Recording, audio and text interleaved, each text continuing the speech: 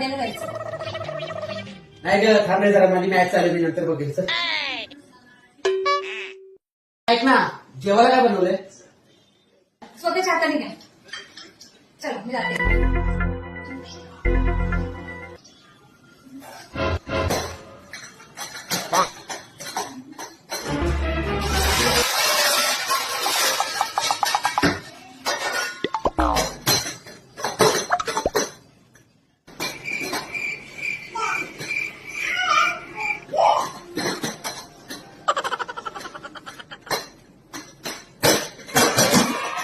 चला आता मला सोडा.有人。